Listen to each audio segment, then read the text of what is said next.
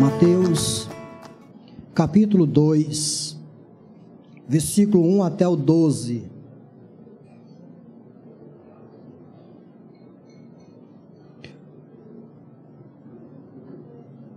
Nós estamos fazendo uma sequência de mensagens nos primeiros capítulos deste evangelho.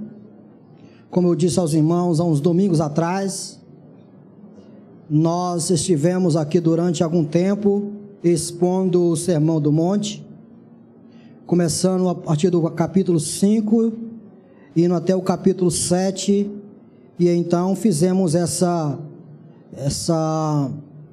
dicotomia, tirando lá o Sermão do Monte do texto que veio anteriormente, essa cisão. E agora veio minha vontade de nós nos debruçarmos nos versículos e capítulos anteriores ao Sermão do Monte. E hoje já é a terceira vez que nós estaremos nos debruçando sobre esse texto. Na verdade, a primeira vez estaremos no capítulo 2, já pregamos no capítulo 1 por 2 domingos, não necessariamente precisam ser consecutivos, mas já estivemos aqui trazendo 2 mensagens no capítulo 1 de Mateus, e hoje nós estaremos nos debruçando sobre o capítulo 2. Vamos lá, irmãos? Vamos ler novamente. Depois que Jesus nasceu em Belém da Judeia, nos dias do rei Herodes, magos vindo do Oriente chegaram a Jerusalém e perguntaram: onde está o recém-nascido rei dos judeus? Vimos a sua estrela no Oriente e viemos adorá-lo. Quando o rei Herodes ouviu isso, ficou perturbado, e com ele toda a Jerusalém. Tendo reunido todos os chefes dos sacerdotes do povo e os mestres da lei, perguntou-lhes onde deveria nascer o Cristo. E eles responderam: em Belém da Judeia, pois assim escreveu o profeta: mas tu, Belém, da terra de Judá, de forma alguma és a menor entre as principais cidades de Judá, pois de ti virá o líder que como pastor conduzirá Israel, o meu povo.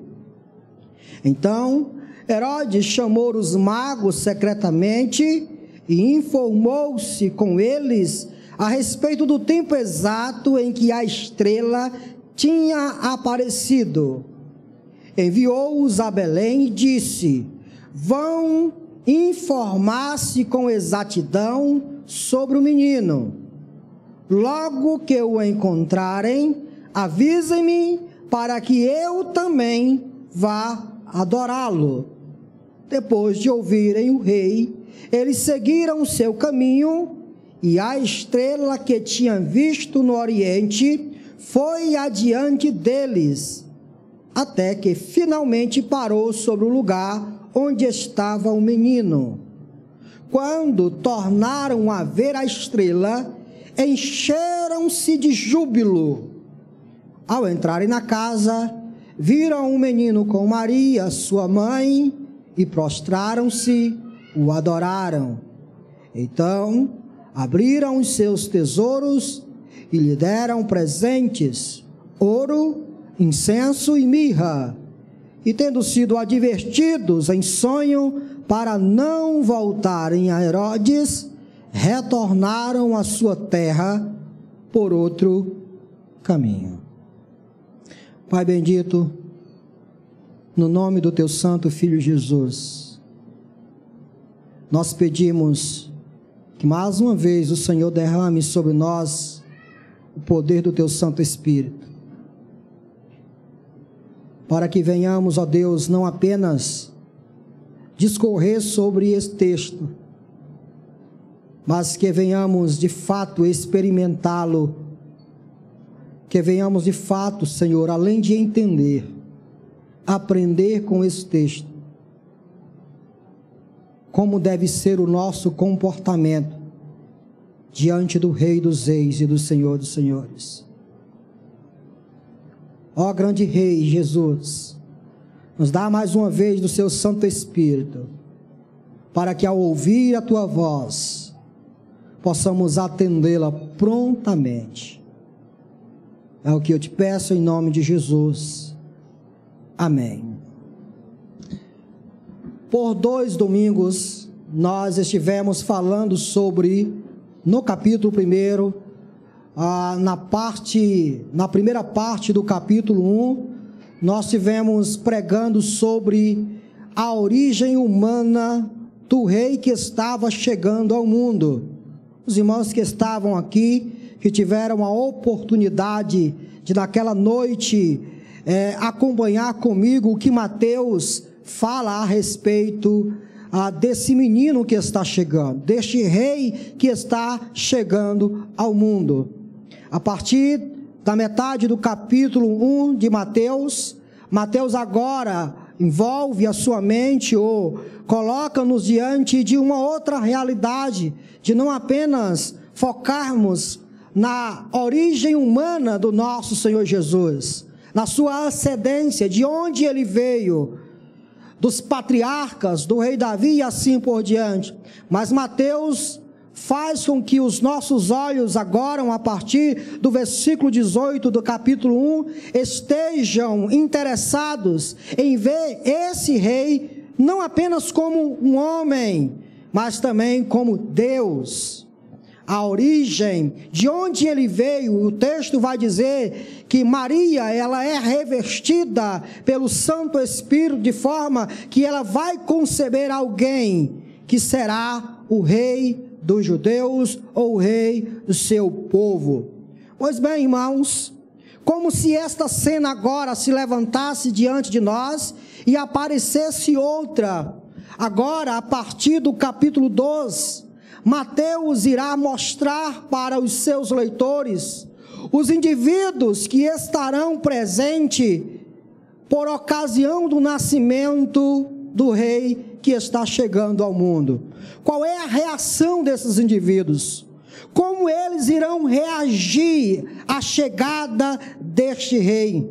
O nascimento de Jesus, conforme descrito por Mateus, é algo completamente paradoxal, pois ao mesmo tempo que o seu nascimento causa alegria em alguns, causa também tristeza em outros. Ao mesmo tempo em que o nascimento do nosso Rei e Senhor Jesus é amado por alguns, é também odiado por outros. É disso que Mateus tem a intenção de falar e de discorrer aos seus leitores, mostrar que para alguns o nascimento de Jesus será grande alegria, eles agirão com grande regozijo, mas para outros a chegada desse menino será uma pedra de tropeço, causará grande tristeza, causará grande ódio. O propósito principal de Mateus nesse capítulo é mostrar a recepção que o mundo deu ao rei messiânico recém-nascido, nosso Senhor e Salvador Jesus. E eu vou falar com vocês hoje, numa outra oportunidade, nós iremos ter a reação negativa. Hoje nós iremos focar em uma reação positiva. E como tema desse texto, nós iremos falar sobre rendidos aos pés do rei. É exatamente essa reação que um certo grupo de pessoas irá ter diante desse indivíduo, diante dessa pessoa que está diante deles. E surge-nos uma pergunta logo no texto: quem eram essas pessoas que, diferente de Herodes e que diferente de tantos os outros, irão reagir de forma positiva ao nascimento de Jesus? Quem são essas pessoas? E com base no texto em questão, meus irmãos, podemos responder a essa pergunta da seguinte forma: essas pessoas eram o que, irmãos? magos. Veja o que diz no capítulo 2, parte A do capítulo 2, parte A do versículo 1. Depois que Jesus nasceu em Belém da Judeia, nos dias do rei Herodes, magos. Meus irmãos, a coisa mais natural que poderia ter era alguém esperado por um povo que está esperando esse menino, pudesse comparecer diante do seu nascimento e tributar a ele honras, glórias e louvores, adoração diante dele. Entretanto, preste atenção que Mateus, ele de forma proposital nos informa que, ao contrário de Herodes, Deus levanta indivíduos completamente distantes, e esses indivíduos são magos. Vários pesquisadores chegaram à conclusão, meus irmãos, de que estes homens eram membros de uma distinta classe de sacerdotes, membros de uma distinta classe de eruditos, e como tal, eles não apenas estudavam as teologias pagãs, mas também estudavam as ciências naturais ou a astronomia. Essa palavra magos nem sempre é dita de forma negativa. Haja vista que, se você for ler o livro de Daniel, Daniel será considerado como o chefe dos magos da Babilônia. Vamos ver isso, irmãos, por favor? Abra suas Bíblias em Daniel, livro do profeta Daniel, por favor. Vamos ver como as Sagradas Escrituras se referem a Daniel.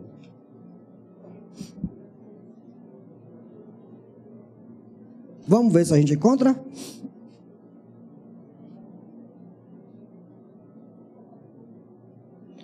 Vamos lá, irmãos, capítulo 2.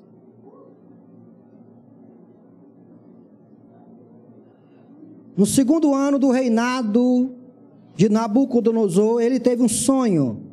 Sua mente ficou tão perturbada que ele não conseguia dormir. Por isso o rei convocou os magos, os encantadores, os feiticeiros e os astrólogos. Vejam que os magos estão sempre nessas categorias de pessoas que estudam algumas coisas, e entre eles estão também feiticeiros, para que eles dissessem o que lhes havia sonhado. Quando eles vieram e se apresentaram ao rei, este lhes disse: tive um sonho que me perturba e quero saber o que significa. Então os astrólogos, e tem gente que pode dizer que aqui é astrônomos, é a astronomia moderna, haja vista que a ciência da astronomia, ela é moderna, ela é recente.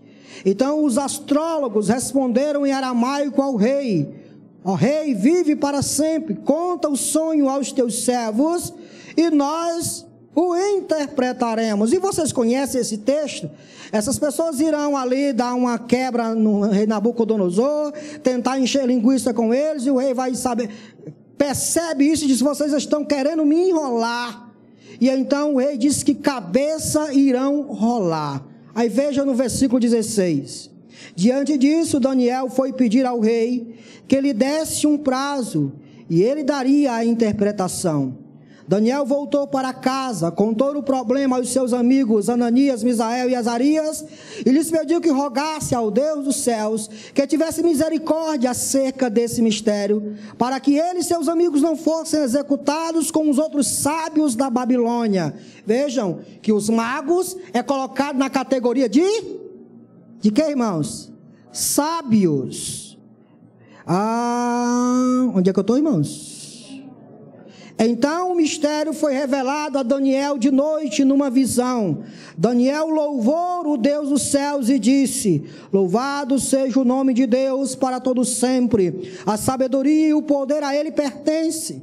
Ele muda as épocas e as estações, destrona os reis e os estabelece, dá sabedoria aos sábios e conhecimento aos que sabem discernir. Revela coisas profundas e ocultas, conhece o que jaz nas trevas, e a luz Deus habita com ele. Eu te agradeço e te louvo, ó Deus dos meus antepassados. Tu me deste sabedoria e poder e me revelaste o que te pedimos. Revelaste-nos o sonho do rei. E o texto prossegue dizendo que Daniel se apresenta diante do rei Nabucodonosor e então conta-lhe o sonho e dar a devida interpretação. E então entra o versículo 46. Então o rei Nabucodonosor caiu prostrado diante de Daniel, prestou-lhe honra e ordenou que lhe fosse apresentada uma oferta de cereal e incenso. O rei disse a Daniel: não há dúvida de que o seu Deus é o Deus dos deuses, o Senhor dos reis e aquele que revela os mistérios, pois você conseguiu revelar esse mistério. Assim o rei colocou Daniel num alto cargo e o cobriu de presentes. Ele o designou governante de toda a província da Babilônia e o encarregou de todos os sábios Daniel ficou encarregado como chefe de todos os sábios, inclusive os magos de toda a província. Um texto que esclarece melhor isso é Daniel capítulo 5. Eu estou tentando levar os irmãos para entender que nem sempre essa palavra mago tem algo negativo. E não é simplesmente porque eu quero dizer que esses magos não tinham algo negativo com eles. Não é apenas isso. Mas eu quero levar vocês para entender um pouco sobre isso. Daniel capítulo 5. Esse texto mostra um rei presunçoso que toma os tesouros da casa do Senhor e faz com eles o que bem quiser, e Deus resolve julgá-lo. E então aparece uma mão escrevendo numa parede, e a Bíblia diz que o rei começa a ficar nervoso, bater com as pernas uma na outra, e chama todos os sábios, todos os magos da Babilônia, para que lhe deem a devida interpretação, e ninguém consegue dar a devida interpretação. Veja o versículo 8, do capítulo 5. Todos os sábios do rei vieram, mas não conseguiram ler a escrita, nem dizer ao rei o seu significado. Diante disso, o rei Belsazar ficou ainda mais aterrorizado, e o seu rosto mais pálido. Seus nobres estavam alarmados. Tendo a rainha ouvido os gritos do rei e dos seus nobres, entrou na sala do banquete e disse: ó rei, vive para sempre, não fique assustado, nem tão pálido. Existe um homem em teu reino que possui o espírito dos santos deuses. Na época do teu predecessor, verificou-se que ele era um iluminado e tinha inteligência e sabedoria como a dos deuses. O rei Nabucodonosor, teu predecessor, sim, o teu predecessor, o nomeou chefe dos magos, dos encantadores, dos astrólogos e dos adivinhos. Então percebam que nem sempre essa palavra mago é dita de forma negativa, haja vista que ela pode ser referida a alguém que estuda a ciência ou estuda a astronomia, alguém que tem conhecimento versado em alguma coisa. Estes eram esses homens. Pode também se dizer que esses homens poderiam estar envolvidos com feitiçaria ou com magias ocultas. Bom, nós não sabemos disso. O que o evangelista, o apóstolo Mateus nos diz, que os indivíduos que vêm adorar a esse menino são magos. É isso que o evangelista Mateus nos informa. Mas eles não nos informam apenas que eles eram magos. Eles nos informam que eles também vinham do Oriente. E onde ficava o Oriente, irmãos? Vocês sabem onde ficava o Oriente? Era exatamente, há quem diga que esses reis vinham exatamente deste lugar onde antigamente Daniel foi chefe deles. Babilônia ficava exatamente nessa região, na região do Oriente Médio. Mateus enfatiza aqui a origem desses homens. O Oriente era onde se situava a cidade de Babilônia, onde judeus haviam sido deportados e passado lá muitos anos. Quando você vai ler o texto de Neemias, você logo no primeiro capítulo percebe que Neemias está na cidade de Suzã, que fica onde? Na Babilônia. Quando você vai ler onde a rainha Esther estava, lá no texto de Esther, você vai encontrar que ela estava exatamente neste lugar. Quando você ler o texto do livro de Daniel, você vai ver que Daniel, Misael, Azarias, ou Sadraque, Mesaque, Abidnego, todos eles foram levados para este local. Quando você abre o livro do profeta Ezequiel, onde Ezequiel está? Na Babilônia. Ezequiel tem as suas visões além do rio Quebar, lá na Babilônia. É aqui, queridos, que nós podemos ter alguma luz do porquê esses indivíduos vieram da Babilônia para adorar a um rei que eles nunca conheciam. Há quem diga que quando Babilônia deportou os judeus para a sua cidade, esses indivíduos, ou Daniel, Misael, Azarias, Neemias, Ezequiel, pessoas que eram sábias e muito importantes para Nabucodonosor e para todos os outros reis que passaram na Babilônia, ensinaram eles, disseram algo a respeito das profecias que estavam preditas a respeito de alguém que um dia viria e iria libertar o seu povo do cativeiro. O fato, irmãos, é que lá em Números, quando Balaão está profetizando a respeito da proteção de Deus para com o seu povo, Balaão diz as seguintes palavras: de Belém produzirá ou virá a sua estrela.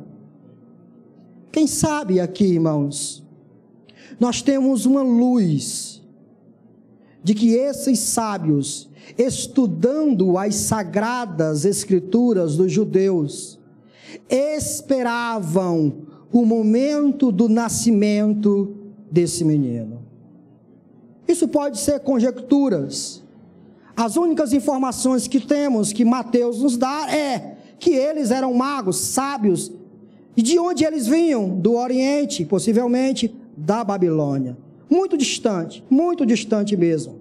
Essa é a resposta que temos à seguinte pergunta: quem esses adoradores eram? Eles eram magos. De onde eles vinham? Eles vinham de uma terra muito distante. Eles vinham do Oriente, talvez, Babilônia, onde tantos os outros servos de Deus lá habitaram, ficaram, fizeram suas predições e profecias. Deus os usou para a glória do seu próprio nome. Uma outra pergunta que eu quero aqui discorrer com os irmãos com base nesse texto é: o que fizeram eles antes de se encontrar com o rei? O que esses homens fizeram antes de se encontrar com o Senhor Jesus lá em Belém? Qual foi a reação deles quando eles viram uma estrela se levantando? Quando eles viram um sinal no céu de que uma profecia estava se cumprindo? Qual foi a reação deles? Eles não mediram esforços para encontrar o rei. Vejam que na parte B do versículo 2 diz assim, irmãos. Vamos ler todo o versículo 2. E perguntaram: onde está o recém-nascido rei dos judeus? Vimos a sua estrela no Oriente. E o que eles fizeram? E viemos adorá-lo. Qual foi a reação deles? O que eles fizeram quando eles viram o sinal? Se dermos uma rápida olhada em um mapa bíblico, meus irmãos, veremos que o Oriente era separado de Jerusalém por quilômetros e quilômetros. Eram separados por terras inóspitas, por desertos terríveis. Estes homens, apesar da distância, apesar dos esforços que deveriam implementar para encontrar com o rei, não duvidaram disso, mas puseram seus pés no caminho e foram ao encontro do rei. Estes homens enfrentaram uma longa viagem, sendo castigados por calor rigorosos durante o dia e frio implacável à noite. Foram dias, foram semanas, foram meses de uma viagem cheias de perigos. Antes mesmo de encontrar-se com o rei, Deus já havia trabalhado no coração deles, a fim de que eles não medissem esforços para ter esse encontro, para encontrar-se com aquele que de fato merecia ser adorado, merecia ser honrado. Não, irmãos, a distância não foi motivo para o desânimo dele. Os problemas, as circunstâncias que lhes apresentavam, de onde eles estavam até Jerusalém, não foram motivo para eles recuarem, não foi motivo para eles retrocederem. O que nós vemos, irmãos, é que esses homens se esforçaram, que esses homens colocaram seus pés na estrada, a fim de encontrar com quem de fato eles queriam encontrar. Eles estavam determinados a encontrar o rei. Eu poderia fazer uma aplicaçãozinha bem aqui, né, irmãos?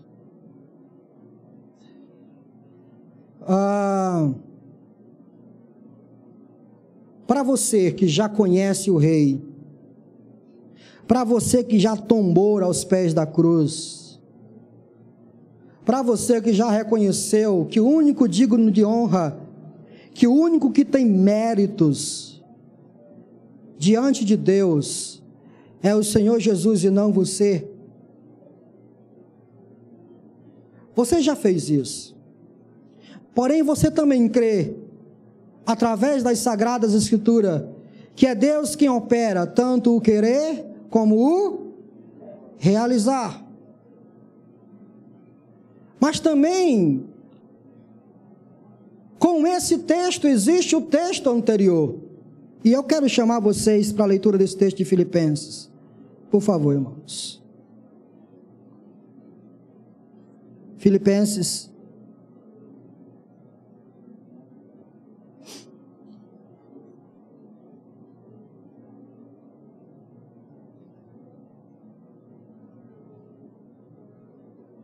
Capítulo 3, versículo 12, até o versículo 14. Não que eu já tenha obtido tudo isso, ou tenha sido aperfeiçoado, mas prossigo para alcançá-lo, pois para isso também fui alcançado por Cristo Jesus. O que Paulo está dizendo? Eu fui alcançado pelo rei para alcançar algo. Ele me alcançou, ele me regenerou, ele me transportou do império das trevas e me trouxe para o império da luz. Ele fez isso comigo, para que eu pudesse alcançar outra coisa. 13. Irmãos, não penso que eu mesmo já o tenha alcançado, mas uma coisa faço. E o que eu faço? Esquecendo-me das coisas que ficaram para trás e avançando para as que estão adiante de mim, prossigo para o alvo. Aos crentes em Jesus que aqui estão, a você que já foi alcançado pela graça regeneradora do Espírito Santo, apesar de que tudo isso é verdade, ponha na sua mente isso que eu vou lhe dizer agora. Não curve sua cabeça para as circunstâncias que lhe apresentam. Não deixe que as dificuldades lhe abale diante da estrada que está diante de você. Você já percorreu um longo caminho até aqui. Mas agora é hora de você dizer: esqueço-me das coisas que para trás ficaram e continuo me esforçando, lutando para alcançar o alvo, a fim de ganhar o prêmio do chamado celestial de Deus em Cristo Jesus. Esforce-se. Esforce-se para viver uma vida de santidade. Esforce-se para viver uma vida de piedade. Esforce-se para viver em vida no Espírito Santo. Não deixe que tudo que está à sua volta seja motivo do seu fracasso. E para você que ainda não tombou aos pés da cruz, Deus seja louvado em ter trazido você aqui esta noite. Pois o fato de você estar aqui esta noite nos faz dizer que hoje, se você ouvir a voz do Rei dos Reis e do Senhor dos Senhores, não endureça o seu coração. Tombe-se aos pés dele. Como esses homens que tombaram aos pés do rei, tombe-se aos pés dele. Adore a ele. Renda a ele glória, louvor e adoração. Deus seja louvado por você aqui esta noite. Uma outra coisa que esses homens fizeram antes de encontrar-se com o rei, além de implementarem um grande esforço em sair de sua terra e ir para Jerusalém, na busca de encontrar o Rei dos Reis, esses homens buscaram informações onde de fato estava a palavra.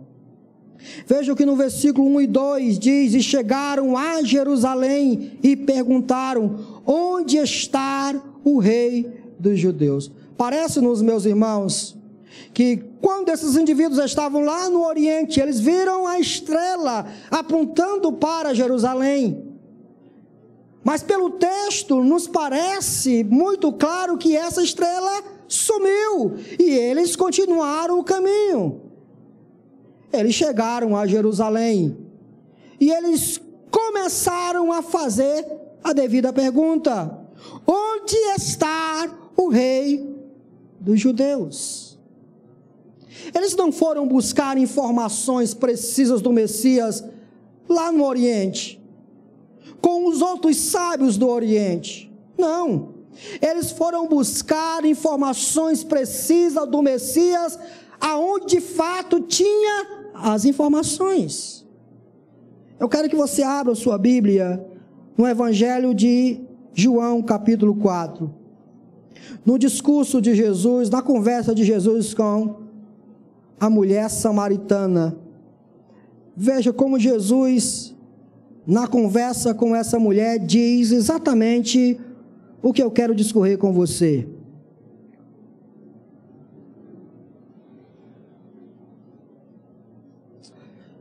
João capítulo 4, versículo 19. Disse a mulher: Senhor, veja o que é profeta. Nossos antepassados adoraram neste monte. Ela está dizendo em Gerezim, lá em Samaria. Nossos antepassados adoraram neste monte. Mas vocês, e Jesus era judeu, mas vocês, judeus, dizem que Jerusalém é o lugar onde se deve adorar. Jesus declarou: creia em mim, mulher. Está próxima a hora em que vocês não adorarão o Pai, nem neste monte, nem em Jerusalém. Vocês, samaritanos, adoram o que não conhecem. Vocês fazem as adorações de vocês de forma descuidada, sem estar regulamentada pelaquilo que Deus disse.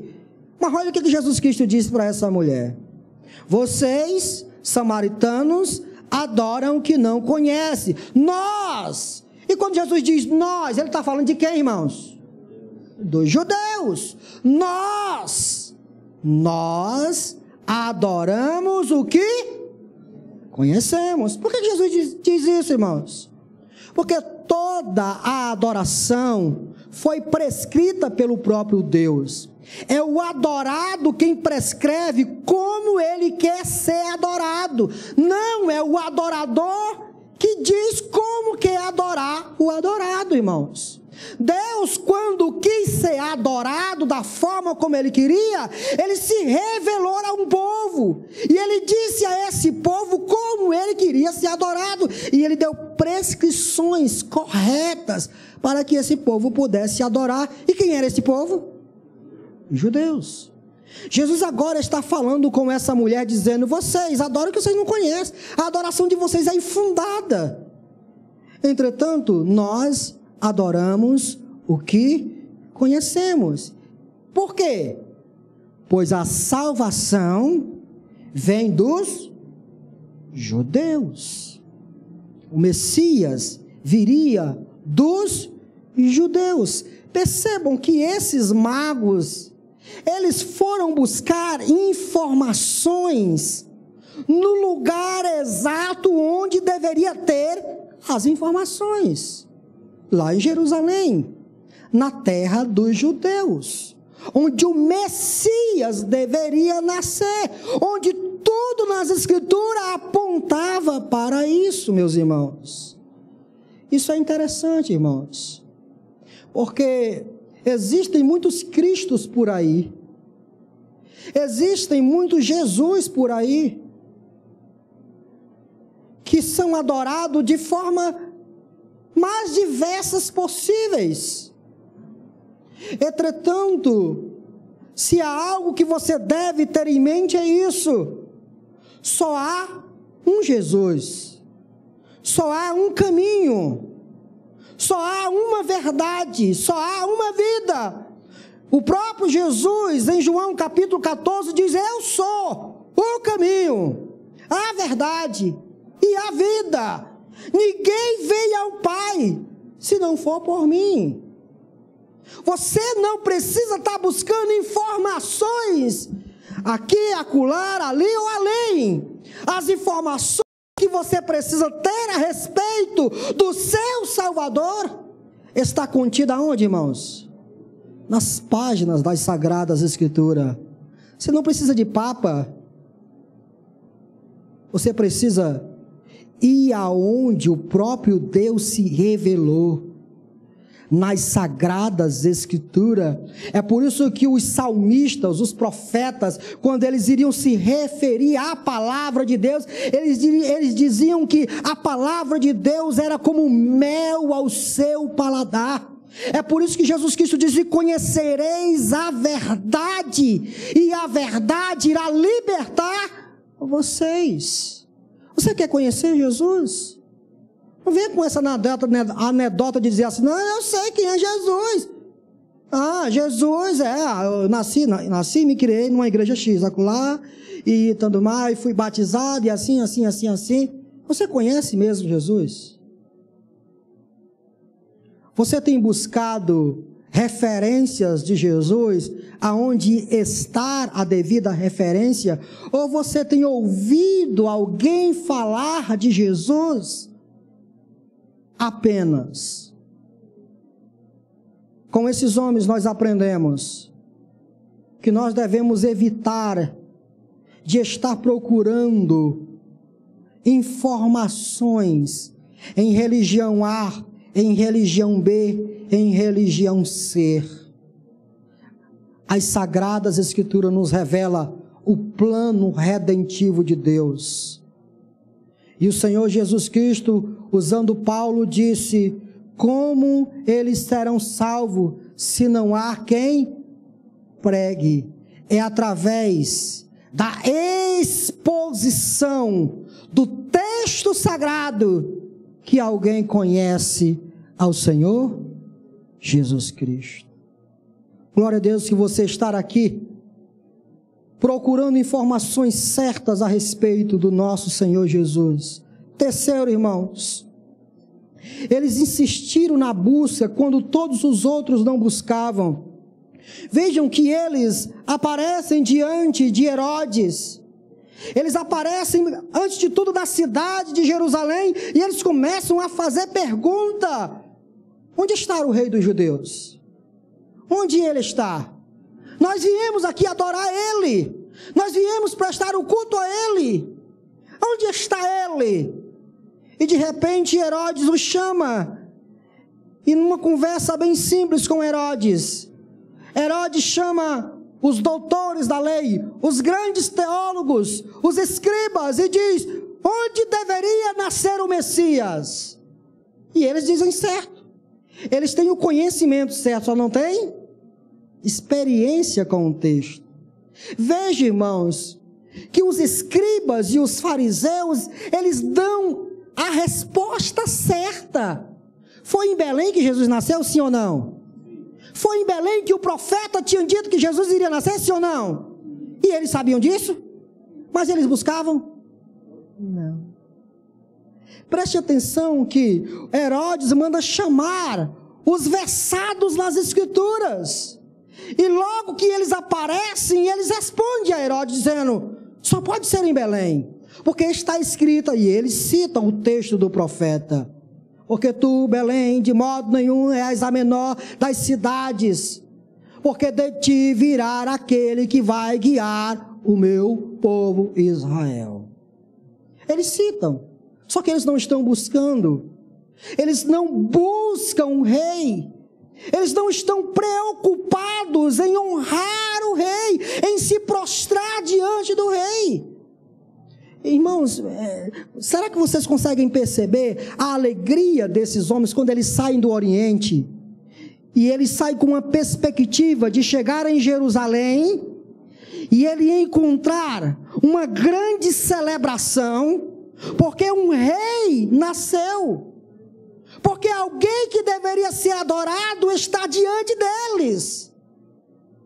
Mas quando eles chegam, eles veem isso, ninguém procura. Ninguém está interessado nisso. Herodes, como quem não quer nada, posteriormente a gente vai falar sobre isso, diz para eles: olhe, está aqui a cidade correta onde vocês devem procurar. Vão para Belém. Quando vocês chegarem e verem onde ele nasceu, retorne para que eu também vá adorar. Esses homens vieram de longe para encontrar com o Senhor Jesus, e era natural que eles esperassem que todos adorassem ele, mas ninguém fazia isso. Agora imagine, irmãos, é como água no fogo. Ninguém adora, ninguém está procurando, ninguém está interessado. Imagine como eles ficaram contristados, como eles ficaram tristes com esta cena. Entretanto, quando Herodes disse: vá para Belém, apesar de que ninguém está procurando, eles não se preocupam com isso, eles não estão preocupados com a multidão, eles colocam os seus pés na estrada e eles vão ao encontro de Jesus. Eu aprendi uma coisa, que por mais que o mundo todo esteja a favor da mentira, a verdade sempre é a verdade.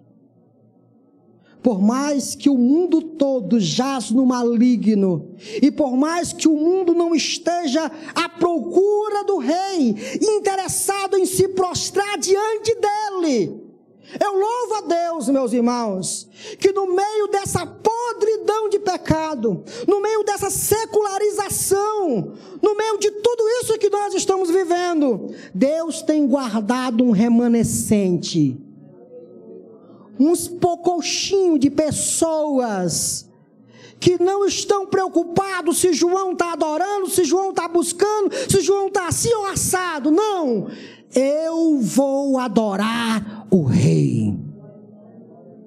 Eu vou à procura dele.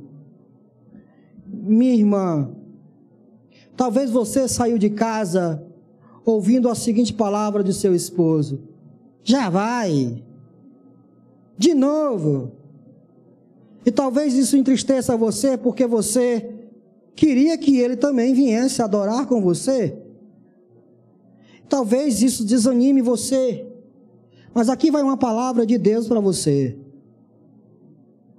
Não se preocupe com isso.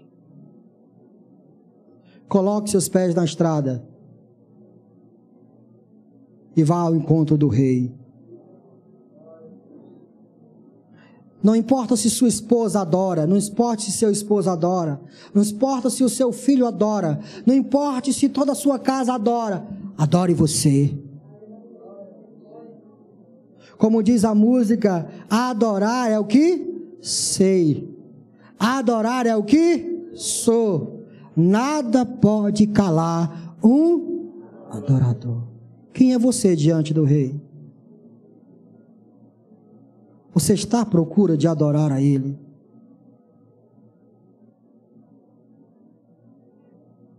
Continuemos no texto para que encerremos.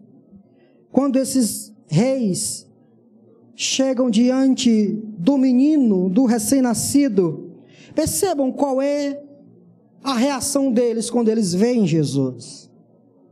A partir do versículo 11, nós temos a seguinte descrição de Mateus, capítulo 2. Mateus capítulo 2. Ao entrarem na casa, viram um menino com Maria, sua mãe, e prostraram-se, o adoraram. Então abriram os seus tesouros e lhe deram presentes, ouro, incenso e mirra. Mateus descreve aqui de forma clara, irmãos, a atitude que esses homens têm diante de uma criança recém-nascida. Eles prostraram-se com humildade.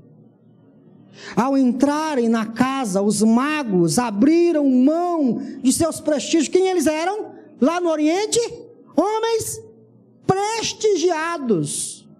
Homens que os outros se curvavam diante deles. Homens que os outros honravam eles. Mas agora eles estão abrindo mão de seus prestígios. O que está diante deles é uma criança. Nós já falamos sobre isso em texto passado. O que está diante deles é uma criança. Mas o que eles fazem? Eles se curvam. Eles se prostram. O texto diz que eles, prostrando-se, o adoraram. Percebam, meus irmãos, que toda a ênfase de Mateus nesse texto é acerca do que os magos fazem, no sentido de adorar o rei. Mateus não está preocupado em descrever as minúcias da história desses magos. Os magos aparecem e logo desaparecem. Você sabe onde os magos se congregaram depois? Vocês sabem se eles, depois do ministério de Jesus, apareceram? Depois Jesus vai começar o seu ministério, você vê lá no texto os magos aparecendo? Não. Você vai ver no texto Mateus falando do nome dos magos? Não. Apesar de a igreja católica dizer aí que é um tal de Gaspar, Belchior e Baltazar. Deixa eu dizer, abrir um parênteses. 3 coisas que você aprendeu que a Bíblia não ensina. Eram 3 magos. Quem disse que eram 3 magos? Aliás, desculpa, irmãos. Eram 3 reis. Quem disse que eram reis? Lembra-se quando você vai lá no Natal, aí começar a fazer o presépiozinho, aí lá vem os 3 reis magos. Quem disse que eram reis? A Bíblia não diz que é reis. Quem falou que é 3? A Bíblia só diz que era magos. A Bíblia não diz que era 3. A Bíblia não diz que era reis. Outra coisa também, preste atenção, que naquela moldura, na pintura do Rembrandt, é Rembrandt? Que é Rembrandt não, irmãos? É Rembrandt, que tem a pintura dos reis magos aparecendo, Onde é que eles aparecem? Na estribaria. Não. Tudo isso você aprendeu e está errado. Quando os magos apareceram, Jesus não estava mais na estribaria, mas Jesus já estava em uma casa, porque eles apareceram depois de muito tempo do nascimento do nosso Senhor Jesus. Tudo isso aí esqueça. Pastor, e por que eu aprendi isso? Porque a Igreja Católica lhe ensinou. A Igreja Católica lhe disse que era 3, que os 3 eram reis, que o nome deles era Baltazar, Belchior e Gaspar, e que quando eles apareceram lá na estribaria. Está tudo errado. Mateus não centraliza-se nisso. Mateus não está interessado nessas coisas. Mateus está interessado na importância do menino. É essa a ênfase que Mateus quer passar para nós. O texto, de forma proposital, não nos dá uma descrição detalhada da estrela, dos magos, do número dos magos, como eles estavam vestidos, como eles morreram, onde foram sepultados. Tudo isso é pequeno diante daquilo que estavam diante deles. O Rei dos Reis e o Senhor dos Senhores. É por isso que esses magos, ao verem, eles se prostram. Eles adoram. Uma rápida aplicação para nós. Como tem sido a sua adoração? E obviamente a adoração ela não está restrita a um mero culto. A adoração cristã, ela é aquilo que em latim de corum Deo, o cristão é alguém que está sempre diante de Deus o adorando. Em tudo que o cristão faz, ele adora a Deus. De forma humilde ele vive adorando ao Senhor.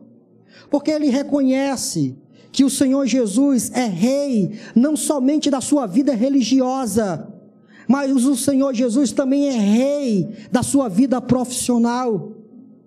Ele reconhece que Jesus não é somente rei da sua vida religiosa, mas também é rei da sua vida matrimonial. Por isso em sua casa ele adora a Deus. Por isso na igreja ele adora a Deus. Por isso no trabalho ele adora a Deus. E esse jeito dele adorar a Deus é reverente, é humilde, é curvando-se diante dele e entregando ao Rei dos Reis e Senhor dos Senhores todos os seus méritos, toda a sua vida, todo o seu ser. Adore a Ele e viva uma vida de humildade, servindo a Ele com todo o seu coração. E para terminar, irmãos, eles presentearam o rei. A Bíblia diz que eles abriram os seus tesouros e lhe deram presentes, ouro, incenso e mirra. Levar presentes para uma autoridade importante era um costume oriental que ainda hoje é praticada no mundo inteiro. Percebam que quando você recebe um convite de alguém importante, uma das coisas que você quer fazer é levar alguma coisa. Esses magos aqui sabiam da importância do indivíduo que eles iriam honrar. Então o que eles levam? Eles levam ouro, eles levam incenso e eles levam mirra. Diante do rei eles abrem os seus tesouros e ele oferece os seus tesouros ao Rei dos Reis e Senhor dos Senhores. Duas coisas podem ser ditas aqui para acabar. Primeiro, irmãos, o que você tem para oferecer ao rei? Você veio ao culto esta noite. O Salmo diz que do Senhor é a terra e tudo que nela existe pertence a Ele. O que você tem para oferecer ao rei? Sabe de quem é o seu dinheiro? Do rei. Não é seu. Sabe de quem é o seu carro? Do rei. Não é seu. Sabe de quem é o seu casamento? Do rei. Não é seu. Sabe de quem é a sua vida? Do rei. Não é sua. Na hora que o rei quiser extinguir a sua vida, ele extingue, porque a sua vida não é sua, é do rei. Eu lhe pergunto, o que você tem para oferecer ao rei hoje? Como você pode chegar aqui agora, num culto de adoração, sem nada para oferecer ao rei? Ou você não sabe da importância do rei? Esses homens aqui sabiam da importância do rei, por isso eles trouxeram seus presentes, ouro, incenso e mirra. E você trouxe o quê? Ah, pastor, eu trouxe meu carro, toma. Eu trouxe aqui o meu dízimo, toma. Eu trouxe minha oferta, toma. A única coisa que é sua, que não pertence ao rei,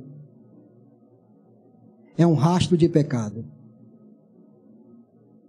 Todo o resto pertence ao rei. E eu continuo lhe fazendo essa pergunta. Você não vai oferecer nada para o rei hoje? Não, eu vou oferecer o meu coração. E de quem é o teu coração? E você vai continuar sem oferecer nada para o rei? O que você tem para dar para Jesus hoje? Ele está entre nós essa noite. Ele vem receber a nossa adoração. Ele vem ser cultuado aqui essa noite. Mas eu quero continuar perguntando: o que você vai oferecer ao rei hoje?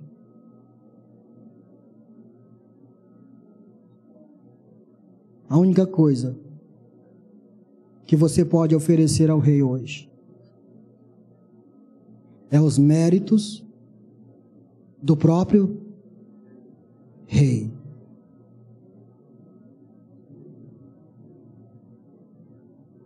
A única coisa que você pode oferecer a Deus como um culto racional e como algo que lhe seja agradável é se você chega a Ele esta noite dizendo: Senhor,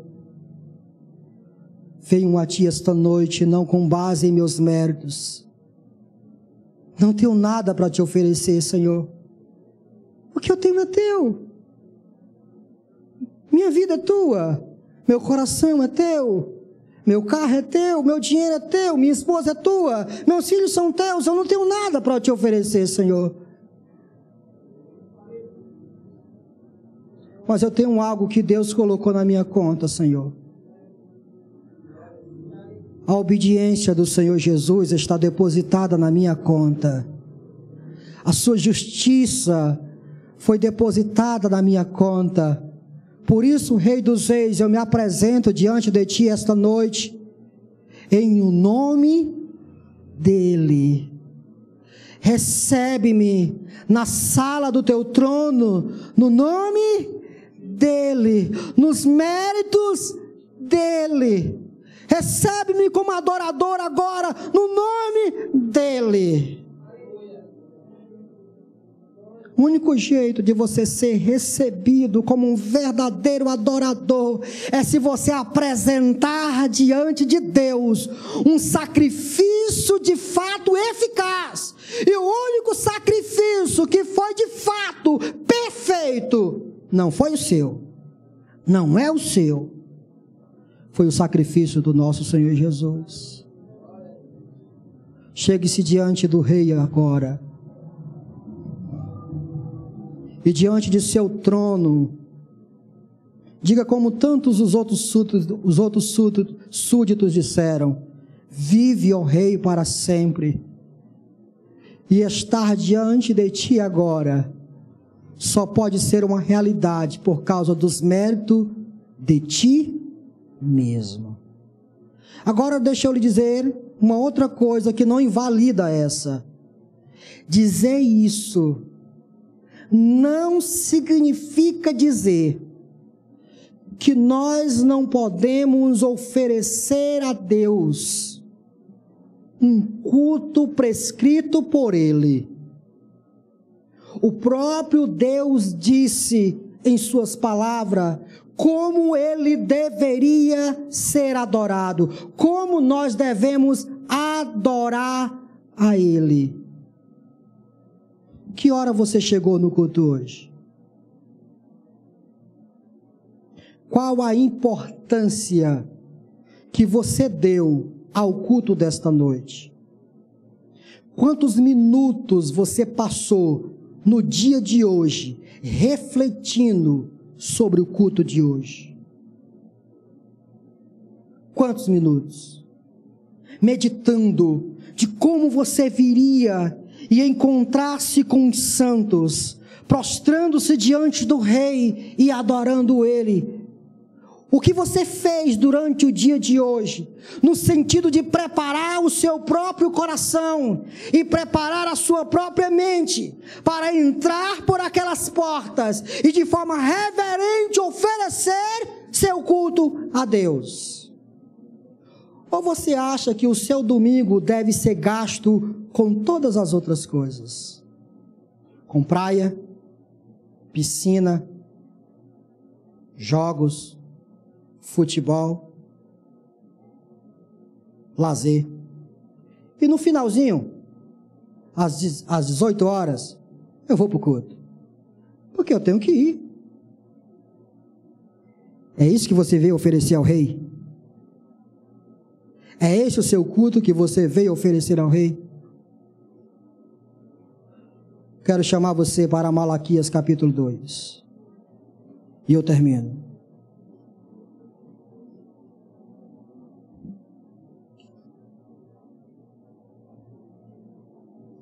Malaquias capítulo 2. Malaquias capítulo 1, irmãos.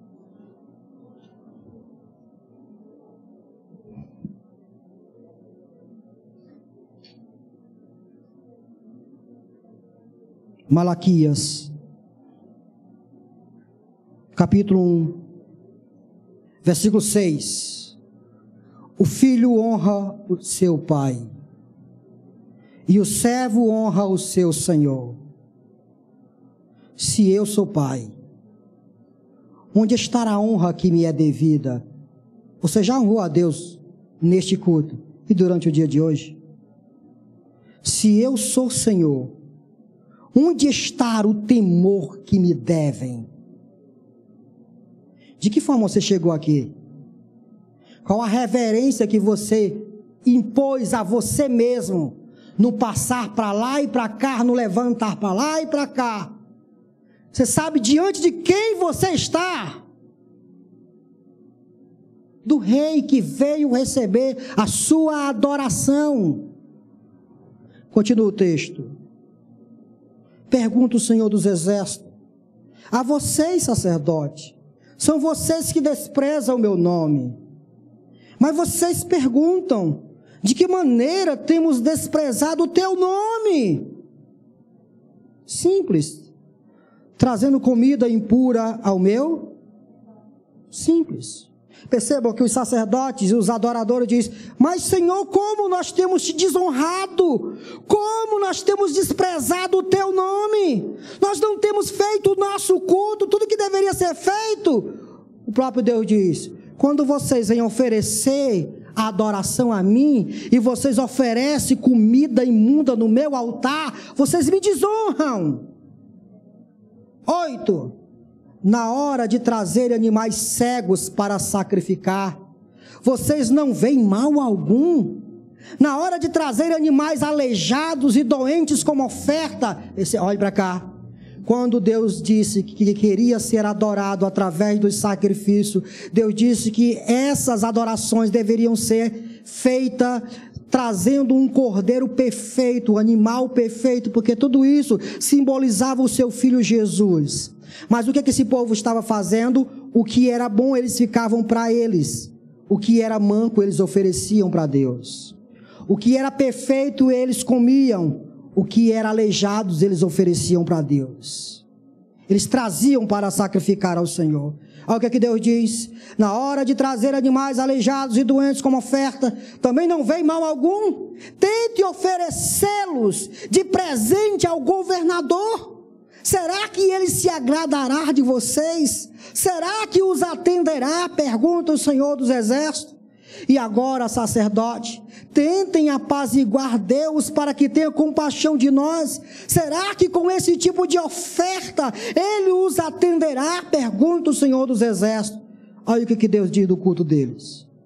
E olha o que Deus diz de muito culto de gente aqui essa noite. Se um de vocês fechasse as portas do templo, assim, ao menos não acenderia o fogo do meu altar inutilmente. Não tenho prazer em vocês. O que Deus está dizendo? Não tenho prazer em vocês. Não me causa nenhuma alegria esse culto de vocês. Continua o texto. Diz o Senhor dos Exércitos: e não aceitarei as suas ofertas. Pois do Oriente ao Ocidente, grande é o meu nome entre as nações. Em toda parte incenso é queimado e ofertas puras são trazidas ao meu nome. Porque grande é o meu nome entre as nações, diz o Senhor dos Exércitos. Mas vocês o profanam ao dizerem que a mesa do Senhor é imunda e que a sua comida é desprezível. E ainda dizem: que canseira, que coisa cansativa é esse negócio de estar sacrificando. Você está cansado? Como é que você está no seu lugar? Como você se apresenta ao Rei dos Reis essa noite? O problema é que nós nos acostumamos de pegar o domingo e fazermos todo tipo de pataquada. Chegamos à eminência da exaustão.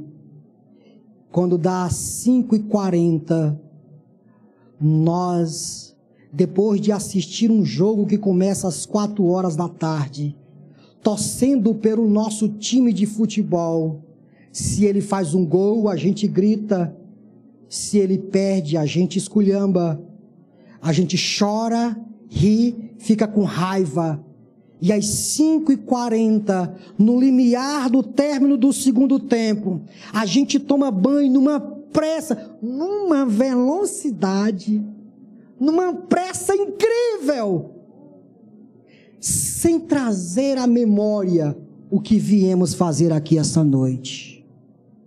O que você veio fazer aqui essa noite? Qual o culto que você veio prestar aqui esta noite? Se é esse tipo de oferenda, esqueça isso. Ofereça isso ao seu patrão. Chegue atrasado 2, 3 vezes no seu horário de trabalho. Sabe o que ele vai fazer com você? Você sabe muito bem. Trabalhe e todo dia diga: que canseira esse trabalho. Você sabe o que ele vai fazer com você? Curve sua cabeça.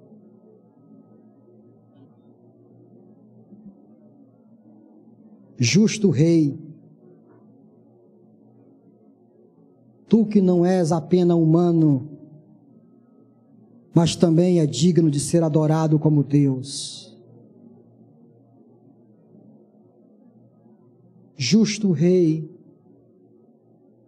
nenhuma das nossas obras são meritórias para sermos aceitos por Ti.